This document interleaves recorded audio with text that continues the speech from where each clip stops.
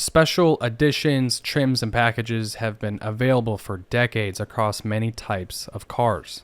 Minivans, trucks, roadsters, hatchbacks, sedans, it really doesn't matter. Some can be very in your face like the Chevy Beretta Indy Pace Car Edition, and others not so much like the Saturn Homecoming Edition. They are still very popular to this day. A more recent example is the Toyota GR86 Yuzu Edition, with 860 being built for North America, and the Acura TLX PMC Edition. Then there's limited time offerings. For example, the AMC Concorde had a Targa top for 2 years, or the Pontiac Grand Am sedan that was only offered for 1. I do my research and try to find some of the strangest or obscure additions, trims, features, and packages that have ever been offered. Chances are, even if you're a car enthusiast of over 3 decades, whatever the case may be, I'm sure there's going to be some stuff you've never seen before. This time I'm featuring General Motors, and if you like to check out other brands, there's an entire playlist dedicated to this series. I don't have any other series on my channel, just this one, and it's because these are some of my favorite videos to make. If you're new, first, thanks for tuning in, and second, the layout in which I will be presenting will be in chronological order, starting in 1977 and ending in 2008. With all that said, here are some of the strangest additions from General Motors. Our first entry is the 1977 GMC Sarge. By the late 1970s, GMC was already deep in the special appearance package game, offering graphics and additions that helped trucks stand out in the dealership lot. While the Sierra renamed the bread and butter half-ton, the Sarge was only available on the heavier-duty C or K 2500 wide-side trucks, slotting above a standard pickup and borrowing some visual swagger from GMC's biggest rig, the General. 1977 was also a really big year for GMC. They were at the top of the heavy trucks market with introducing 2 new Class 8 trucks, the General and the Brigadier. The General was basically custom built to your desires and your requirements. You could have a custom paint job, custom radios, custom trim, etc. GMC had its own custom shop department to handle these requests. Anyway, going back to the Sarge, this wasn't a mean, militarized off-roader, despite the name. It was more of a stylish command presence for the suburban driveway. On the outside, it wore exclusive silver paints with a tri-color stripe package in red, orange, and yellow. Forged aluminum wheels wrapped in raised white letter Goodyears, bright metal bed rails with color inserts, and chrome trim accents. You also got Sarge badging on the rear quarters, ensuring everyone behind you understood your rank. Inside, the Sarge received its own communication center, an integrated AM/FM radio, 8-track stereo, pretty standard stuff, and a CB radio housed in a single dash unit. Now correct me if I'm wrong, but for these to come standard with a CB radio was quite unusual. I think it was to again tie in the GMC General theme, but I'm not 100% sure. Mechanically, it was a 2500 series GMC through and through, meaning buyers could pick 2-wheel drive or 4-wheel drive, choose any available V8, and stack on popular truck features like power steering, power brakes, and automatic transmissions. Production numbers were never officially published, but people believe around 1,500 units were built. One of the ads that I came across mentions you could get this package with the van. However, I was unable to find any photos of it online. If you know anything on it, and I know there's a lot of conversion stuff in the 70s, let me know in the comments down below. Our next entry is the 1979 Buick LeSabre Palm Beach Edition. After GM's 1977 downsizing, the LeSabre moved to the B-body and shed 700 to 800 pounds at around 10 to 15 inches overall. In my eyes, and I know the previous generation is hard to beat, but I think these are attractive cars featuring crisp lines, a rather imposing front end design, and a somewhat rakish roofline. For 1979, the Palm Beach was a 1-year only package on the LeSabre Limited Coupe, and it centered on appearance. Exterior details included antique white with yellow beige accent paint on the grille bars, bumper rub strips, belt moldings, and trim, Gold body side stripes, Palm Beach pillar logos, white sport mirrors, and painted custom wheel covers.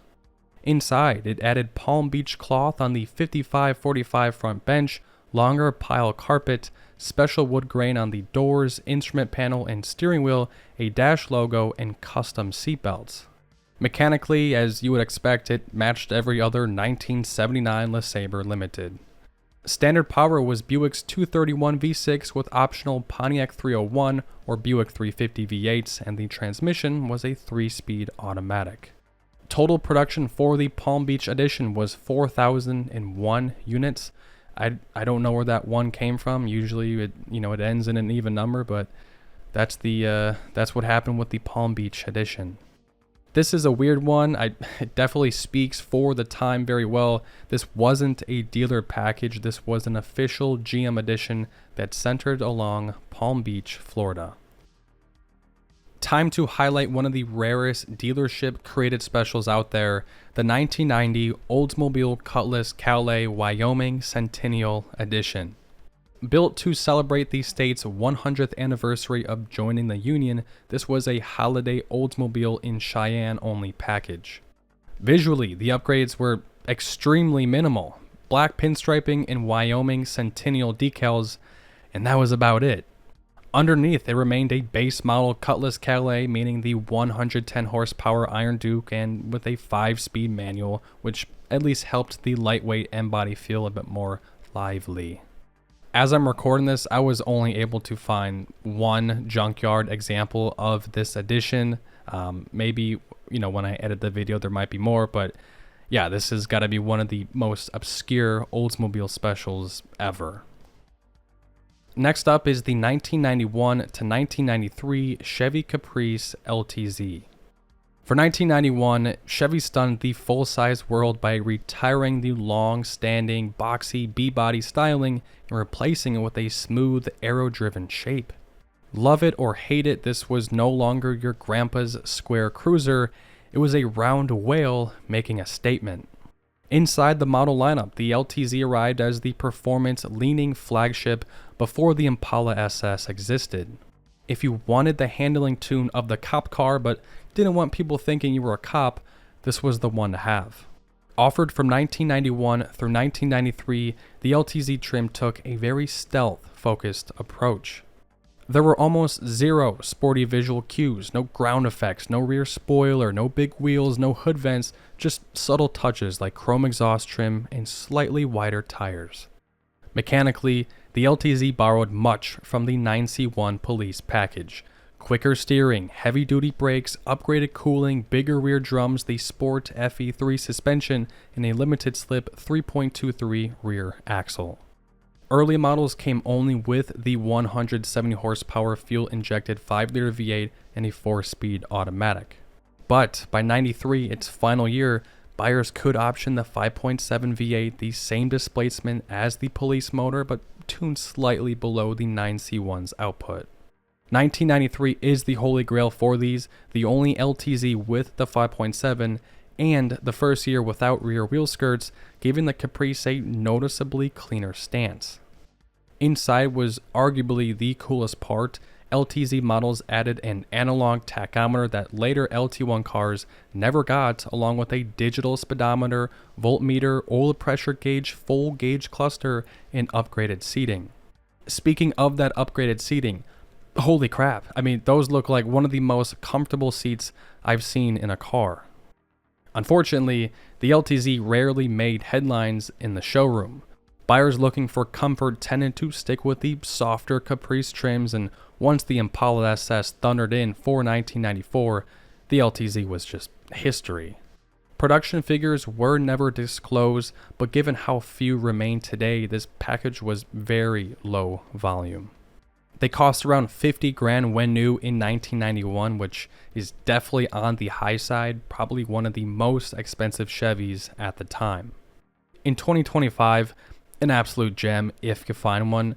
I personally love this body style of the Caprice and would love to own its cousin, the 98, one of these days. Our next entry takes a familiar Buick performance name and applies it to something a whole lot different. The Wildcat name goes back to Buick concept cars of the 1950s and later to a full model line from 63 to 70, big engines, sporty trims, just a real attitude. The name meant something. Fast forward to the 1990s, and some dealerships decided to dust it off without the fast part. Instead of a factory program, these LeSabre Wildcat editions appear to have been created regionally by various Buick dealers from roughly 1993 into the late 1990s. There was zero corporate consistency. Every one seems a little different. One 1993 example surfaced online for just $650 with 98,000 miles on it. That padded or vinyl roof appears to be the one universal feature of these Wildcats, along with upgraded trim, different wheel treatments, and sometimes special badging or custom embroidery. A $1,890 Wildcat package line even shows up on its original invoice. That's over $4,300 in today's money. By 1996, the formula hadn't changed much. A LeSabre with extra chrome, fender skirts, and Wildcat emblems stuck onto the C-pillars. Here's another example. This time it's a 97 Wildcat. Yeah, man, I don't know. To be honest, it's kind of lame, but it's 100% strange. No one knows how many were made, and since most buyers were probably retirees upsold in the showroom, they didn't exactly become collectible. But as far as strange revivals go, seeing the legendary Wildcat badge attached to a padded roof LeSabre is peak 1990s dealership creativity. The Denali name has always meant take the regular GMC and turn the luxury dial up. For the Envoy XL Denali, that meant adding chrome mesh grills, heated leather seats, power pedals, a moonroof, and the 5.3 Vortec V8. On paper, it was peak mid-2000s upscale SUV shopping. The issue came from the XL part. To add a third row without redesigning the suspension, GM simply stretched the body and raised the roof by nearly 4 inches at the rear. The result, an awkwardly long shape with more weight, worse fuel economy, and a price that sat uncomfortably close to a Yukon, a vehicle most buyers preferred anyway. Despite being the top trim of the Envoy lineup, the XL Denali only lasted 2 model years. It never caught the luxury SUV spotlight, never made it into music videos, and quietly disappeared when GM shut down the Oklahoma City plant in 2008. I think the Envoy XUV is definitely more bizarre looking, but as time goes on, it's kind of like the Aztec, it grows on you. These Envoy XLs, in my eyes, haven't. And I would much rather have the Yukon. And there you have it. More strange additions, packages, limited time offerings from General Motors. These videos are thanks to you guys. I read pretty much every comment on these videos because you guys come up with stuff that are completely forgotten about. I have an entire list of just completely bizarre stuff, and whatever you suggest, I'm sure it will be featured eventually. Anyway, thank you guys for watching. Next week's video is going to be another top 10, so it should be longer. I appreciate you making it this far. And with that said, enjoy the rest of your week, and I will try and see you all next week.